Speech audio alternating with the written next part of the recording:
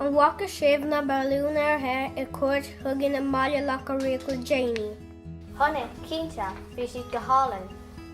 Bhí, ach go bhfuil is aga cén clia oibríonn siad.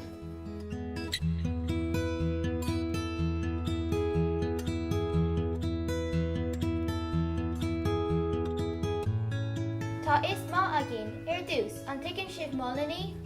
Tuigeann muid go bhfuil siad anna bheag agus go bhfuil gachra déanta asú. Tá trí phríomhstad ina míon molanaí le feiceáil de gná. Salad, locht agus gás. Ní féidir dhéana mógíní is sáiad boga mórán. Ní bhogann siad mar tá siad ar fáil ceanga se le chéile go ducht dangan agus nuair siad in an na ceangatí sin a bhrisear go héasca. Ach orintha is féidir na ceangaltaí sin a bhrisear le teas, anois is lochta. Locht is féidir lo san an típal. Níl na molanaí ceangailt le chéile mar bhíonn sa solid, agus sleanann siad thar chéile.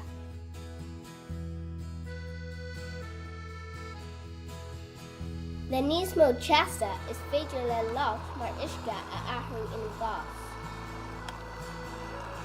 Seo na molanaí ngás, tá sí saor. Ní léon ceangal idir na molanaí, is féidir le boga go fánach.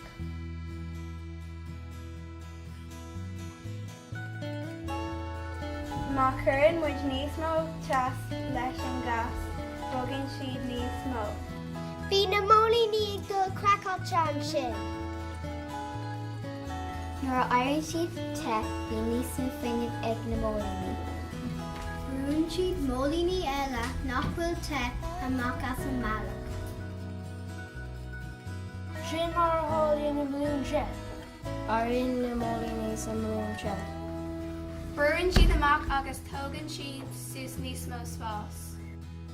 Ach an sin tá spás mór le méid beag molanaí gás I comparáid leis an spás tíofa mór den Balúin ina bhfuil níos mó molanaí fuaire. Mar sin, tá an balún níos éideama ná an téir tíobh muide agus ordaíonn sé. Agus anis, tuigeann muid an clia oibríonn Balúin Aer.